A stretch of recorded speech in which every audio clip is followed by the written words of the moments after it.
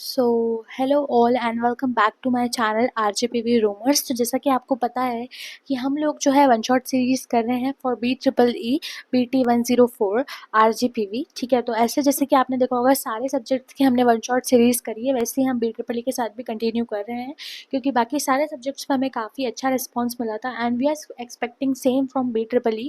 ठीक है, तो इसके पहले जो है आज हम यूनिट 4 का वन शॉट करने वाले हैं एंड इसके पहले हमने यूनिट 5 का theory one shot and basically numerical one shot cover up कर लिया था। आपको पता होना चाहिए कि हम जो है BEEE का न्यूमेरिकल वन शॉट जो भी चैप्टर का होता है उसको अलग रखते हैं एंड थ्योरी वन शॉट को अलग रखते हैं। So according to that only हमने बेसिकली यहाँ पे चीज़ों को जो है डिफ्रेंशिएट करके रखा है ताकि आप काफ़ी अच्छे से पढ़ पाएँ। लेकिन अब अगर बात करें यूनिट नंबर 4 की जो आज हम करने वाले हैं उसमें कोई न्यूमेरिकल्स नहीं है। ठीक है, तो कोई न्यूमेरिकल्स इसमें आज नहीं होने वाला है, तो इसका कोई न्यूमेरिकल वन शॉट नहीं है। इसका डायरेक्टली बेसिकली आपको जो है थ्योरी वन शॉट ही मिलेगा जो बेसिकली ये वाला वीडियो होने वाला है। ठीक है, सो यस ये जो पूरी की पूरी यूनिट है इसके पहले ही मैं आपको एक चीज़ बता देना चाहती हूँ। अगर आपसे ज़्यादा कुछ न्यूमेरिकल्स नहीं बन रहे, ठीक है, इफ़ अगर आपसे ज़्यादा कुछ न्यूमेरिकल्स यहाँ पे नहीं बन रहे हैं so you can do this unit very simply, क्योंकि इस यूनिट में पूरे के पूरे जो है थ्योरी टॉपिक्स हैं।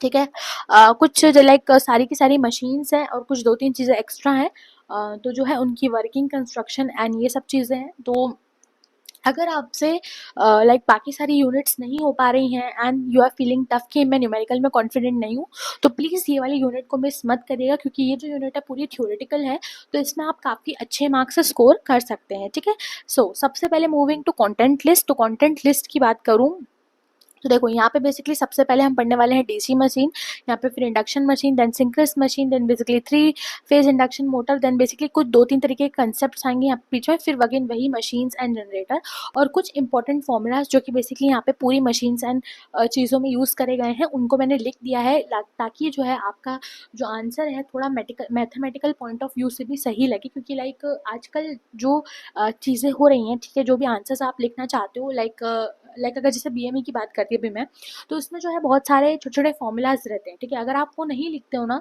तो काफ़ी आंसर अधूरा अधूरा लगता है। ठीक है, तो आई वांट कि आप BEEE में भी अगर आंसर लिख रहे हो तो आप ऐसे लिखो कि उसकी वर्किंग मतलब पहले डेफिनेशन, फिर वर्किंग कंस्ट्रक्शन एंड उसमें जो भी फॉर्मूलाज यहाँ पे यूज़ होने वाले हैं, वैसे मैंने ये फॉर्मूलाज जहाँ जहाँ पढ़ाया है वहाँ वहाँ पे भी ऐड कर दिए हैं।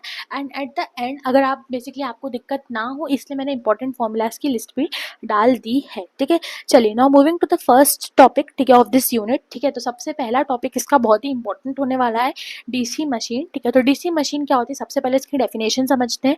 तो देखो, a DC machine is an electrochemical device that converts mechanical energy into DC electrical energy. ठीक है, तो जैसे कि हम बात करते हैं कि इसका मतलब क्या है, तो बेसिकली यहाँ पे क्या हो रहा है कि मैकेनिकल एनर्जी, ठीक है, जो भी मैकेनिकल एनर्जी हमारी होती है जैसे वर्क या फिर पावर की, उसको हम इलेक्ट्रिसिटी जनरेट करने में अगर यूज़ कर रहे हैं तो उसको हम क्या बोलते हैं, डीसी मशीन बोलते हैं। ठीक है, अब ये बेसिकली जनरेटर के नाम से होता है और DC electrical energy is converted into mechanical energy जिसको हम मोटर में बोलते हैं। ठीक है, तो यहाँ पे आप एक चीज़ समझ पा रहे होंगे, जो मैकेनिकल एनर्जी सबसे पहले हमने अगर उसको इलेक्ट्रिकल एनर्जी में कन्वर्ट करा तो हम उसको क्या बोलते हैं जनरेटर बोलते हैं। एंड अगर हम इलेक्ट्रिकल एनर्जी को बेसिकली अगर मैकेनिकल एनर्जी में कन्वर्ट कर रहे हैं तो उसको मोटर बोलते हैं। ठीक है, आपने देखा होगा मैकेनिकल वर्क मोटर में कैसे होता है कि सबसे पहले अगर बात करूँ तो पानी आपका ऊपर हम बेसिकली उसको खींचते हैं। ठीक है, वर्क कर रहे हैं पानी को खींचने में और फिर उसके बाद बेसिकली वो काम किससे हो रहा है, इलेक्ट्रिसिटी के द्वारा ही हो रहा है। ठीक है, और अगर बात करूँ जैसे मैकेनिकल एनर्जी आपकी विंड मिल बहुत ज़्यादा घूमती है, उससे आपकी इलेक्ट्रिकल एनर्जी जनरेट होती है। ठीक है, तो दिस इज द थिंग। ठीक है, उसके बाद बात करो तो इसके कुछ कंस्ट्रक्शंस एंड फंक्शंस होते हैं मेन पार्ट्स के। जैसे कि अगर बात करूँ योक की, तो योक एक आउटर फ्रेम होता है जो कि बेसिकली मैकेनिकल सपोर्ट जो रहता है, अगर बात करूँ तो सब मैकेनिकल सपोर्ट देने के लिए भी कोई ना कोई चीज़ होनी चाहिए ना कोई फ्रेम होना चाहिए मशीन में, वैसा ही यहाँ पे योक जो है वो काम करता है। देन बात कर लूँ अगर पोल कोर की एंड पोल शू की, तो बेसिकली क्या करता है, मैग्नेटिक फ्लक्स प्रोवाइड करता है, उसको स्प्रेड करता है यूनिफॉर्मली। ठीक है, मैग्नेटिक फ्लक्स जो है आपको पता होता होगा that is nothing but B.A। ठीक है, तो ये जो है मैग्नेटिक फ्लक्स जो है ये जनरेट करता है, उसको यूनिफॉर्मली जो है स्प्रेड आउट करता है। देन बात करूँ अगर फील्ड वाइंडिंग की, तो बेसिकली क्या करता है, carries current to produce the magnetic field, ठीक है। ये बेसिकली मैग्नेटिक फील्ड प्रोड्यूस करने के लिए जो है यहाँ पे करंट को कैरी करता है। देन बात करूँ आर्मेचर कॉइल कोर की, तो ये क्या होता है, cylindrical core to house armature winding and rotate inside field, ठीक है। तो बेसिकली यहाँ पे जो रोटेशन होता है बेसिकली आर्मेचर कॉइल का, वो बेसिकली इसके अंदर ही होता है। देन बात करूँ आर्मेचर वाइंडिंग की, तो ये भी करंट को कैरी करता है प्लेस्ड इन आर्मेचर स्लॉट्स, ठीक है। फिर बात करूँ कम्यूटेटर की, तो ये कन्वर्ट करता है AC in armature to DC output, जो कि जनरेटर में यूज होता है। देन ब्रशेस की बात करूँ तो ये जो है करंट को कलेक्ट करती है फ्रॉम कम्यूटेटर, और ये बेसिकली कार्बन से बनी हुई होती हैं। देन बात करूँ अगर क्लासिफिकेशन की, तो दो तरीके की क्लासिफिकेशन इसमें होती है। फर्स्ट होती है एक्साइटेशन से, तो एक्साइटेशन की बात करूँ तो डीसी मशीन में अगर बात करें सेपरेटली एक्साइटेड, ठीक है। सेपरेटली एक्साइटेड क्या होता है, बेसिकली फील्ड वाइंडिंग जो होती है एक्सटर्नली इसमें होती है। लाइक अगर बात करूँ तो इसमें वाइंडिंग अंदर की तरफ प्लेस होती है और बेसिकली करंट कैरी करती है, लेकिन इसमें जो वाइंडिंग होती है उसको एक्सटर्नली सपोर्ट बेसिकली सप्लाई किया जाता है। देन अगर बात करूँ सेल्फ एक्साइटेड की, तो basically field winding powered by machine itself, ठीक है। मशीन खुद से ही जो है क्या करती है, पावर को मतलब जो है मशीन को मतलब देती है, ठीक है। फिर बात करें अगर बाय फंक्शन की, तो मोटर तो आपको पता ही है इलेक्ट्रिकल को मैकेनिकल में कन्वर्ट करता है, जनरेटर आपको पता ही है मैकेनिकल को इलेक्ट्रिकल में कन्वर्ट करता है। देन बात करती हूँ यहाँ पे वर्किंग प्रिंसिपल क्या है, तो वर्किंग प्रिंसिपल सिंपल सा है इसका, based on Faraday's law of magnetic induction, ठीक है। इसको हम आगे थर्ड यूनिट में, ठीक है, पढ़ने वाले हैं, ठीक है। सो डोंट वरी, यहाँ पे बस आप एक नाम याद रख लो कि Faraday's law of electromagnetic induction पे ये वर्क करता है कि जब बेसिकली कंडक्टर रोटेट करता है इन मैग्नेटिक फील्ड, तो वोल्टेज इंड्यूस होता है, और बेसिकली ये वोल्टेज जब इंड्यूस होता है तो for motor DC supply to armature produce force, तो एक जो है फोर्स प्रोड्यूस होता है जिसको हम लॉरेंस फोर्स कहते हैं, और जो है मैग्नेटिक फील्ड किससे क्रिएट होती है, फील्ड वाइंडिंग से, और कम्यूटेटर जो है बेसिकली करंट को रेक्टिफाई करता है, और बसेस क्या करती हैं, बेसिकली ट्रांसफर करती हैं लोड करंट जो है लोड पे। उसके बाद टॉर्क भी जनरेट होता है, ईएमएफ जनरेट होता है, क्योंकि ऑब्वियसली मैग्नेटिक फील्ड आ चुकी है और वोल्टेज इंड्यूस हो चुका है। फिर बेसिकली क्या होता है, ऑपरेशन जो है direction of rotation of the field, ठीक है। सारा कुछ जो है बेसिकली डायरेक्शन का खेल होता है, रोटेशन का खेल होता है। अगर बात करूँ तो इसमें ईएमएफ बेसिकली आपको कैलकुलेट करने को आ सकता है, तो यहाँ पे बेसिकली ईएमएफ का फॉर्मूला क्या होता है, basically number of poles into flux into total conductors into speed divided by 60 upon parallel paths, ठीक है। ये आपका बेसिकली यहाँ पे होता है। ये सारी चीज़ें आपको गिवन रहती है, बस इसमें आपको क्या करना पड़ता है, पुट करके आपको ईएमएफ निकालना पड़ता है। लेकिन अभी ऐसा कोई भी कोई क्वेश्चन नहीं आया, इट्स जस्ट दैट कि this is an important formula for taking out the EMF in this situation, तो बेसिकली यहाँ पे आपको ये मेंशन करना जरूरी है, ठीक है। चलिए मूविंग ऑन टू, तो ये हमारा बेसिकली डीसी मशीन का कंस्ट्रक्शन है, ठीक है। आपने देखा होगा armature conductor, armature pole, coil, pole shoe, yoke and field, coil and shaft, ये सारी चीज़ें जो हैं हमने बेस, ठीक है ये जो है हमने मेन पार्ट्स के फंक्शंस में कवर अप करी थी, ये सारी वही हैं।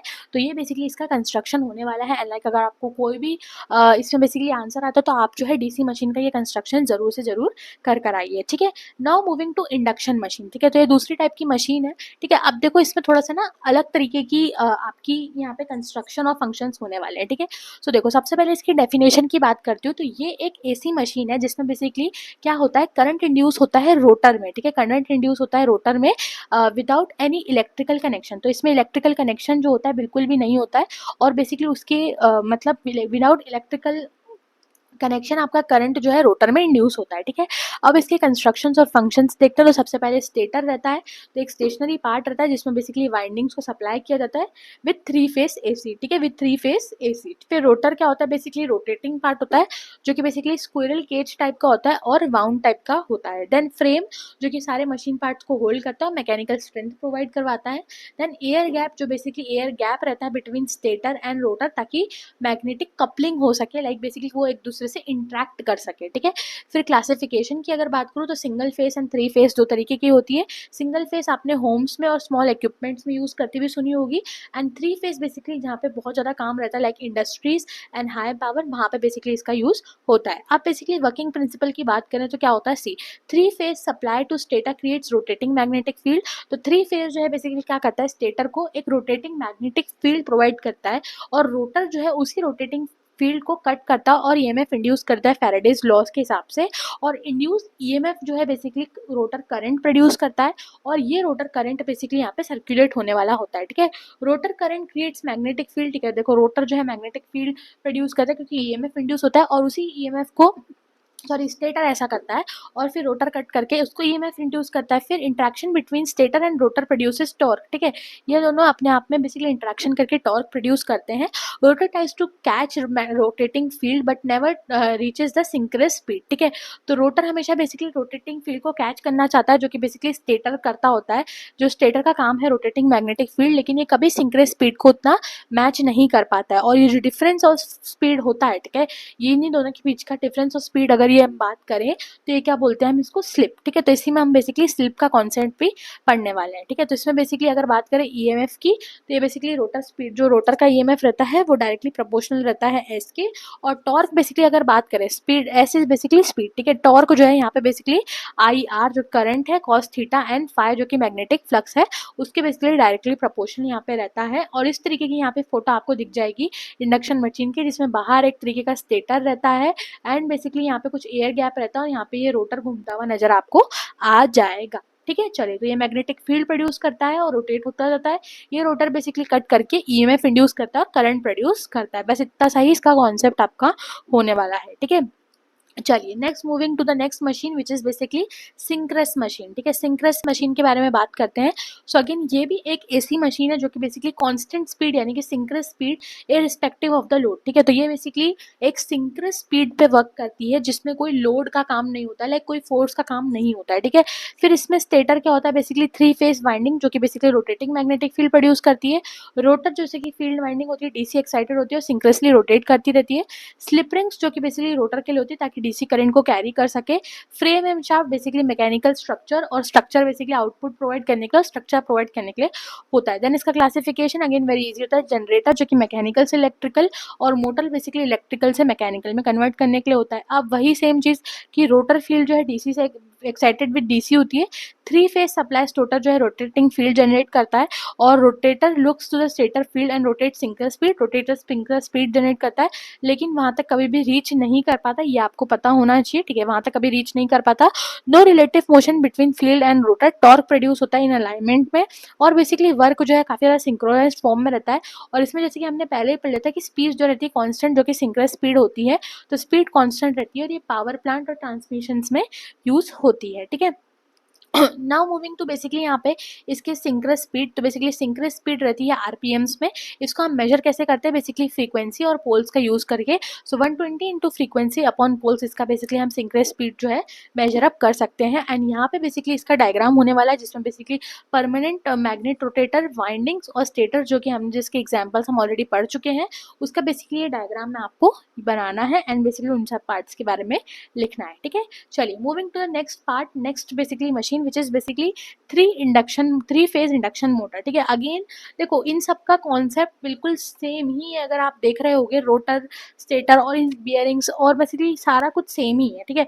बस अलग अलग तरीके से इनको ले रखा है, किसी का कुछ कैसे सिंक्रोनस स्पीड वाले का सिंक्रोनस स्पीड थी। अब इसमें क्या है देखो, an AC motor that runs by electromagnetic induction using 3 phase supply. अब इलेक्ट्रोमैग्नेटिक इंडक्शन से रन करती है 3 फेज सप्लाई का यूज करके। अब स्टेटर इसमें क्या होगा, 3 फेज वाइंडिंग जो कि रोटेटिंग फील्ड जनरेट करेगा। स्टेटर का तो आप ये याद ही रख लो कि बेसिकली क्या करेगा, रोटेटिंग फील्ड जनरेट करेगा। रोटर अगेन वही स्क्विरल केज और वाउंड टाइप जो कि बेसिकली इंड्यूस करंट को रिसीव करेगा, ठीक है। फिर उसमें बात करूँ एंड शील्ड का जो कि इंटरनल पार्ट्स को प्रोटेक्ट करता है। बियरिंग्स का जो कि फ्रिक्शन जो रहता है रोटर पार्ट में उसको बेसिकली यहाँ पे कंट्रोल करता है। अब क्लासिफिकेशन की बात करें तो स्क्विरल केज मोटर जिसमें बेसिकली सिंपल, रग्ड और basically mostly use in industries किया जाता है। स्लिप रिंग मोटर जो कि एक्सटर्नल रेजिस्टेंस से बेटर रहती है और टॉर्क को control, better starting torque basically produce कर पाती हैं। वर्किंग प्रिंसिपल देखें तो वर्किंग प्रिंसिपल का सिंपल है कि 3 फेज जो है स्टेटर से वो रहती है, इसमें बेसिकली मैग्नेटिक फील्ड प्रोवाइड होती है। रोटर अगेन फील्ड को कट करता है, ईएमएफ इंड्यूस होता है, करंट फ्लो करता है रोटर में ड्यू टू ईएमएफ और बेसिकली दोनों आपस में बेसिकली इंटरेक्ट करते हैं और टॉर्क प्रोड्यूस होता है। एंड रोटर जो है फिर रोटेटिंग करता है स्पार्ट पे, लेकिन सिंक्रोनस स्पीड तक कभी पहुंच नहीं पाता। और क्यों नहीं पहुंच पाता, क्योंकि more the load more the slip basically, और इसे जो स्पीड का डिफरेंस होता है इसको स्लिप बोलते हैं। और जितना ज़्यादा लोड रहेगा उतनी ज़्यादा ही बेसिकली ये स्लिप रहेगी। और स्लिप को हम कैलकुलेट कैसे करते हैं, रोटर की स्पीड को हम लेते हैं एन आर और सिंक्रस स्पीड को लेते हैं हम ns, तो basically ns minus N R upon N S into 100%, ये हमारा स्लिप बेसिकली परसेंटेज होता है। And this is basically 3 phase induction motor का डायग्राम। ठीक है, सेम कॉन्सेप्ट है कि सबसे पहले 3 फेज मैग्नेटिक फील्ड प्रोड्यूस करता है रोटेट करके, रोटर उसको कट करता है, ईएमएफ जनरेट करता है और करंट उसमें फ्लो होता है, और करंट फ्लो होने के बाद बेसिकली दोनों इंटरैक्ट करते हैं और टॉर्क प्रोड्यूस होता है। फिर रोटेट होना स्टार्ट होता है टॉर्क, क्योंकि टॉर्क से रोटेट होता है रोटर, और उसके बाद कभी भी सिंक्रोनस स्पीड तक नहीं पहुंच पाता, और ये स्पीड के डिफरेंस को हम स्लिप बोलते हैं। और ये स्लिप जितना ज़्यादा होगा उतना ज़्यादा लोड यानी कि फोर्स होगा। ठीक है, तो आप समझ पा रहे हो कि ये सेम ही कंसेप्ट है, लेकिन बस थोड़ा डिफरेंट यहाँ पे नाम दे दी गई। ये सारे एप्लीकेशन है। ठीक है, एप्लीकेशंस में आपको नहीं पढ़ाने वाली, क्योंकि देखो ऑब्वियस सी बात है, एप्लीकेशंस ऐसी चीज होती है जो कि आप खुद बेसिकली याद कर सकते हो। ठीक है, कि कहाँ कहाँ यूज़ होता है। वैसे तो मैंने एक एक line at the end basically पढ़ी रहती है कि हम कहाँ कहाँ यूज़ होती है, लेकिन स्टिल जो है आप बेसिकली इसमें यहाँ पे देख सकते हो कि क्या क्या एप्लीकेशंस है, कि डीसी मशीन के क्या एप्लीकेशंस है, इंडक्शन मशीन के क्या एप्लीकेशंस है, सिंक्रस के क्या एप्लीकेशंस है, 3 फेज के क्या एप्लीकेशंस है। यहाँ पे बेसिकली 3 4 लिखे हुए हैं। आप चाहो तो आप 1 से 2 भी याद कर लोगे तो बहुत है, क्योंकि इसमें इतना ज़्यादा आपसे क्वेश्चन में पूछा नहीं जाता। वो सिर्फ आपको बोलेंगे लाइक एग्जाम्पल आप असाइनमेंट में अगर लिख दोगे कि कहाँ इसको यूज़ किया जाता है डेफिनेटली, थोड़ा अच्छा लगेगा आंसर, दैट्स इट। तो इस वाली स्लाइड को आपको ज़्यादा ध्यान में नहीं रखना है, it is just for your knowledge kind of base. ठीक है, तो आप इसमें से एक या दो चीज़ें जो है बेसिकली याद कर सकते हो एज एन एग्जाम्पल। ठीक है, चलिए moving to basically concept of slip in 3 phase induction motor. ठीक है, तो 3 फेज इंडक्शन मोटर में अगर हम बात करें कि क्या स्लिप का कंडक्शन रहता है, तो जो बेसिकली डिफरेंस रहता है सिंक्रोनस स्पीड और एक्चुअल रोटेटिंग रोटर की स्पीड का, उसको हम बेसिकली स्लिप का नाम देते हैं। ठीक है, और उसको कैलकुलेट कैसे करते हैं, इस फॉर्मूले से कैलकुलेट करते हैं। जब रोटर स्टेशनरी रहता है तब S1 रहता है, और जब रोटेटर रनिंग होता है तब S जो है 0 रहता है। Only possible in synchronous machine, सिर्फ सिंक्रोनस मशीन्स में ही पॉसिबल हो पाता है। और स्लिप जो है बेसिकली 0 से लेकर 100 के बीच में ही होता है, इससे ऊपर ज़्यादा आपका ये इंडक्शन मोटर्स में नहीं जाता है। ठीक है, तो ये कुछ कंडीशंस हैं and this is a formula, this is very easy concept. बस ये स्लिप का जो कॉन्सेप्ट है आपको लाइक बहुत ही छोटे क्वेश्चन में, लाइक आपको क्या बोला जा सकता है कि पूरा एक इंडक्शन का क्वेश्चन आएगा, उसमें आपको छोटा सा स्लिप का क्वेश्चन पूछ लिया जाएगा, ये उसके लिए इंपॉर्टेंट है, इसलिए मैंने आपको ये बता दिया। ठीक है, देन बात करते हैं टॉर्क और स्लिप की कुछ कैरेक्टरिस्टिक्स। तो बेसिकली अगर बात करें तो लो स्लिप जो रहती है, जो कि नियर ही सॉन्क्रस रहती है, वो बेसिकली टॉप के बेसिकली डायरेक्टली प्रोपोर्शनल रहती है। मॉडरेट स्लिप जो रहती है वो बेसिकली टॉर्क को इंक्रीज करती है, और मैक्सिमम बेसिकली ब्रेकडाउन टॉर्क जो रहता है, मैक्सिमम ब्रेकडाउन टॉर्क ये उसमें रहती है।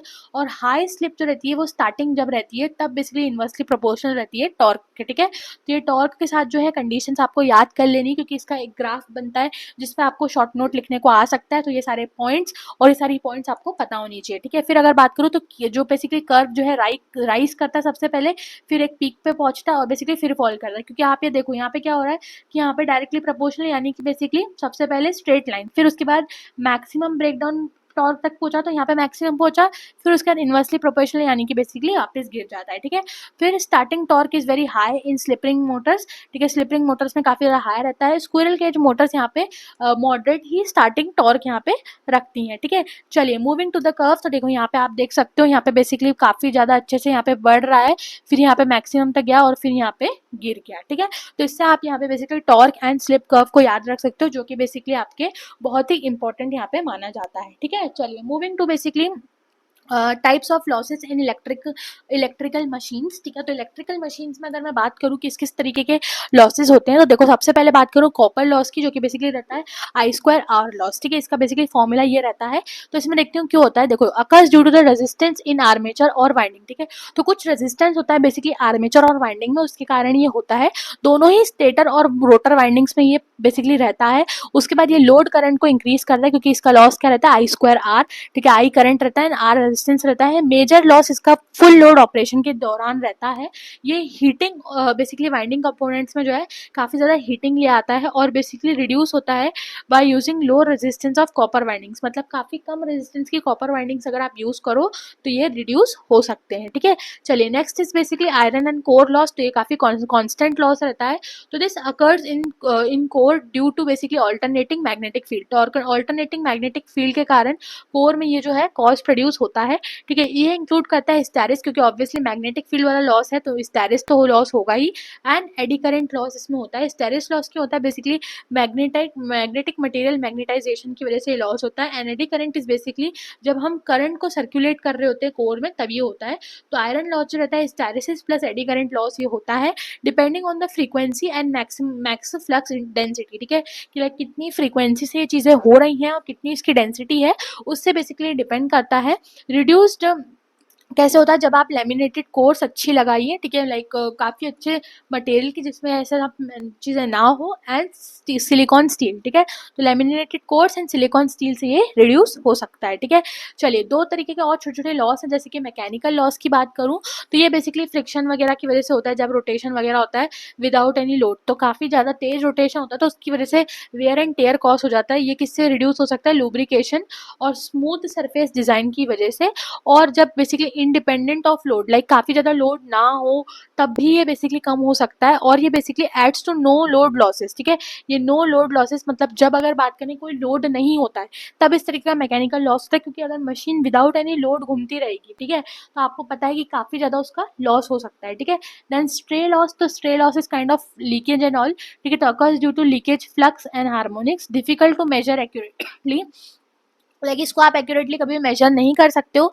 ये basically non ideal machines behaviour में होता है, लाइक जो बेसिकली मशीन नहीं होती आइडियली उनमें ये बिहेवियर होता है। स्मॉल होता है लेकिन हर मशीन में थोड़ा बहुत होता ही है, और इसके लिए आपको केयरफुल डिज़ाइन रखनी पड़ती, तभी ये स्ट्रे लॉसेस जैसे लीकेज वगैरह हो गया, ठीक है, कहीं से कुछ बॉडी खराब होनी हो गई, ये बेसिकली स्ट्रे लॉसेस में काउंट होता है, ठीक है। चलिए, नेक्स्ट बेसिकली हम बात करते हैं डीसी मोटर के बारे में, ठीक है। तो डीसी मोटर क्या होता है, बेसिकली डेफिनेशन देखिए ध्यान से, a machine that converts DC की electronic energy to mechanical energy. हमने पढ़ चुका है कंस्ट्रक्शन आपका सेम एज डीसी मशीन ही है, क्योंकि ये भी एक तरीके की क्या है, डीसी मशीन ही है। तो जो आपने कंस्ट्रक्शंस वहाँ पे पढ़े थे ये आप यहाँ पे पढ़ लोगे तो आपका एक बार रिवीजन हो जाएगा। देन इसका कुछ क्लासिफिकेशन है, जैसे कि शंट मोटर, ये बेसिकली आर्मेचर जब पैरेलल में लगा रहता है तब होता है, और सीरीज मोटर जब बेसिकली आर्मेचर आपका सीरीज में रहता है, और कंपाउंड जब क्या होता है, जब बेसिकली सीरीज और शंट दोनों होता है, ठीक है। तो डीसी वोल्टेज बेसिकली आपका आर्मेचर पे लगता है। Current carrying conductor magnetic field force को बेसिकली एक्सपीरियंस करता है। डायरेक्शन आपका फ्लेमिंग्स लेफ्ट हैंड रूल से मिलता है। देन रोटेटर स्टार्ट करता है रोटेटिंग, और कम्यूटेटर इंश्योर करता है कि यूनिडायरेक्शनल हो, टॉर्क लाइक एक ही साथ बने, और फिर स्पीड कंट्रोल अप होती है। आर्मेचर भी रिएक्शन में आता है, और बेसिकली ईएमएफ जो है अप्लाइड वोल्टेज को अपोज करते हुए यहाँ पे दिखा जाता है। चलिए, अब बात करें इसकी बेसिकली देखो ईएमएफ के फॉर्मूले की, तो ये आपका ईएमएफ का फॉर्मूला होता है। देन अगर बात करूँ टॉर्क की, तो वो आपका बेसिकली यहाँ पे मैग्नेटिक फ्लक्स और करंट के बेसिकली डायरेक्टली प्रोपोर्शनल रहता है। एप्लीकेशंस इसका ट्रैक सिस्टम्स, क्रेन्स, एलिवेटर्स इन सब में होता है। ऑल्सो जैसे कि मैंने यहाँ पे आपको ऑलरेडी बता दिया, शंट, सीरीज एंड कंपाउंड वाले में भी दो तरीके आते हैं, क्यूमुलेटिव एंड डिफरेंशियल, बट इनका क्वेश्चन जीवन में आज तक कभी नहीं आया। तो अगर आपको सिर्फ टाइप्स अगर इसमें आए तो आप ये फ्लो चार्ट बना के आइएगा, और मैंने आपको शंट, सीरीज के बारे में और कंपाउंड के बारे में तो बता ही दिया, तो वो लिख के आ जाएगा, लेकिन क्यूमुलेटिव और डिफरेंशियल के बारे में आप कुछ भी मत लिख के आइएगा, ठीक है। मूविंग टू, ये आपका डायग्राम है, तो अगर इसका कहीं भी आपको आता है तो आप इसका डायग्राम भी बना लीजिएगा। Then moving to the last machine which is basically DC generator, again the same thing, जो कि बेसिकली मैकेनिकल एनर्जी को इलेक्ट्रिकल एनर्जी में कन्वर्ट करती है। सारा का सारा कंस्ट्रक्शन इसका डीसी मशीन जैसा ही है, तो कोई ज़रूरत नहीं है वहाँ पे आप इसका जो है सेम चीज़ रिवाइज करने की, आप जो है यहाँ पे रिविजन कर लीजिएगा। इसके जो क्लासिफिकेशन रहता है बेसिकली सेपरेटली एक्साइटेड, जहाँ पे एक्सटर्नली फील्ड को पावर्ड किया जाता है, सेल्फ इंसाइटेड जो कि इंक्लूड करता है इसमें सीरीज, शंट और कंपाउंड। अगेन वही चीज़, field in series, field in parallel, और यहाँ पे कंपाउंड क्या होता है जिसमें दोनों कनेक्टेड रहते हैं, ठीक है। चलिए, तो ये यहाँ पे थोड़ा सा वापस आ चुका है, लेकिन हम इसको कवर अप कर चुके हैं ऊपर ही। वर्किंग प्रिंसिपल इसका बेसिकली क्या रहता है यहाँ पे, कि ये फेरेडेज लॉ पे रहता है। आर्मेचर जो है मैग्नेटिक फील्ड में रहता है, मतलब रोटेट करके मैग्नेटिक फील्ड प्रोड्यूस अप करता है। ईएमएफ इंड्यूस होता है, एसी से डीसी में कम्यूटेटर कन्वर्ट करता है। बुशेस जो है कनेक्टर को करंट को मतलब कलेक्ट करती हैं। वोल्टेज डिपेंड जो है स्पीड और फील्ड पर डिपेंड करता है। लोड ड्रॉज द करंट, ठीक है, करंट ड्रॉ होता है regulated by field excitation, field के एक्साइटेशन से थोड़ा रेगुलेट होता है। ईएमएफ द सेम थिंग, जैसा हम डीसी मशीन में कैलकुलेट कर रहे थे वैसा ही इसका आता है। एप्लीकेशन इसका कहाँ काम आता है, बैटरी चार्जिंग में, वेल्डिंग में, स्कॉल्फ में, डीसी सप्लाईज में। यहाँ पे आपका डीसी जनरेटर का क्या है बेसिकली डायग्राम है, तो अगर इसका शॉर्ट नोट है या जो भी क्वेश्चन आते हैं आप उसमें ये जरूर का जरूर ड्रॉ करिएगा। कुछ इंपॉर्टेंट फॉर्मूला, अगेन वही सिंक्रोनस स्पीड 120 F/P, ठीक है। एंड देन बात करूँ ये नंबर ऑफ बेसिकली पोल्स रहता है और ये फ्रीक्वेंसी। देन ये था बेसिकली ईएमएफ का फॉर्मूला, आपको पता है DC machine and DC generator में, डीसी मोटर में ईएमएफ का फॉर्मूला ये था, टॉर्क बेसिकली मोटर में किस तरीके से प्रोपोर्शनल रहता है मैग्नेटिक फ्लक्स और करंट के, एंड स्लिप, ठीक है, स्लिप का फॉर्मूला जो है वो काफ़ी ज़्यादा इंपॉर्टेंट यहाँ पे आपका था। तो कुछ सारे इंपॉर्टेंट फॉर्मूलेज और थोड़ी सी यूनिट समरी भी आप एक तरीके से इसको ले सकते हो। So yes, here we end are this unit, ठीक है। एक बार हम कंटेंट्स वाले पेज को देख लेते हैं, ठीक है। और अगर मैं बता भी देती हूँ आपको रेड से मार्क करके कि कौन कौन से यहाँ पे टॉपिक्स बहुत इंपॉर्टेंट होने वाले हैं। तो सी सबसे पहला तो आप डीसी मशीन याद कर लीजिए, क्योंकि अगर आपने ये याद कर लिया तो DC motor and DC generator आपका हो ही गया, समझ लो, ठीक है। देन बात करो यहाँ पे इंडक्शन मशीन, इतना नहीं पूछा जाता है। Synchronous motor and 3 phase induction motor दोनों एक जैसी हैं, तो आप इसको याद कर सकते हो। एंड ये जो लॉसेस है, टाइप्स ऑफ लॉसेस, इसको आप एक बहुत अच्छे से देख सकते हो, क्योंकि अगेन मैं आपको इसका एक कॉन्सेप्ट बताती हूँ। थर्ड यूनिट में आपको ये थोड़ा बहुत रिपीट में मिल जाएगा, ठीक है। तो वहाँ पे भी आप इसको पढ़ोगे तो एक बार इसको देख लेना, बाकी सारी चीज़ें आप इसमें डेफिनेटली छोड़ सकते हो। लेकिन डीसी मशीन, ठीक है, डीसी मशीन जो है अगर आप वो कर लियो तो डीसी मोटर एंड जनरेटर आपका समझ लो हो ही गया। एंड सिंक्रस वाली और 3 फेज ये एक जैसी है, तो आप इसको भी कर सकते हो complete. And types of losses आपका दूसरी यूनिट में भी रिपीट होगा, तो अगर आप अभी ही कर लोगे तो बेसिकली काम आपका निपट जाएगा। तो यस, और बेसिकली थोड़ा बहुत ये स्लिप का जो है फॉर्मूला वगैरह जो चीज़ें यहाँ पे मैंने दी थी उसको आप एक बार रीड कर लीजिएगा। दैट्स इट, आपकी ये यूनिट जो है बहुत अच्छे से कंप्लीट हो जाएगी, आप इसमें फुल मार्क्स स्कोर कर सकते हो, ठीक है। चलिए, एंड ऐसे बच्चे जिनको न्यूमेरिकल से डर लगता है प्लीज़ ये यूनिट कर लीजिएगा, because this is the full theoretical unit. तो अगर आप इसको कर लोगे तो आपको काफ़ी ज़्यादा बेनिफिट इस यूनिट से मिलने वाला है, ठीक है। चलिए, next moving to the some quick updates, ठीक है। तो क्विक अपडेट्स ये है कि ऐसी सारी बहुत सारी वीडियोस आपके आने वाली हैं, तो उनके लिए प्लीज़ स्टे ट्यून्ड रहिएगा। BEE की हमने जो है separate video for every numerical type बना रखी है। इस यूनिट में पर्टिकुलरली कोई न्यूमेरिकल टाइप नहीं था, तो हमने इसके लिए नहीं बनाई है। इसमें सिर्फ थ्योरी थी, तो थ्योरी वन शॉट्स हमने बना लिया है, जिसकी अगर आपको नोट्स और लेक्चर PDF चाहिए तो आप व्हाट्सएप चैनल को ज्वाइन कर सकते हैं, जिसकी लिंक आपको पिन कॉमेंट्स में मिल जाएगी। देन अगर आपको कोई भी लाइक डाउट या फिर कुछ क्वेश्चंस रहे हो तो प्लीज़ कमेंट करिएगा। फिर अगर बात करें तो वीडियो अगर आपको पसंद आई हो तो प्लीज़ लाइक करिएगा, अपने उन दोस्तों को शेयर करिएगा जिनका BEE का एग्ज़ाम है। और ऐसी बहुत सारी वीडियोस आपकी आने वाली, तो उसके लिए आप जो है बेल आइकन को प्रेस करके रखिएगा, ताकि आपको इंस्टेंटली नोटिफिकेशन मिल जाए। एंड ऑल्सो व्हाट्सएप चैनल भी ज्वाइन करके रखिएगा, सारी instant live updates and notes आपको वहाँ मिल जाते हैं। Also please do subscribe the channel, ठीक है, क्योंकि ऐसा कॉन्टेंट आपको यूट्यूब पर कहीं और नहीं मिलने वाला, तो ये चैनल आपके लिए बहुत हेल्पफुल होने वाला है। तो प्लीज़ इस चैनल को भी सब्सक्राइब कर लीजिएगा। Till then thanks for watching. मिलते हैं हम हमारे बेसिकली थर्ड यूनिट के पार्ट में। पहले हम उसके न्यूमेरिकल्स कवर अप करने वाले हैं, उसमें लाइक कुछ न्यूमेरिकल पोर्शन है तो हम उसको कवर अप करेंगे, फिर उसके बाद बेसिकली उसका थ्योरी वन शॉट भी कवर अप करने वाले हैं। सो यस, आप दोनों चीज़ें देख लीजिएगा। Till then yes, thanks for watching, bye bye.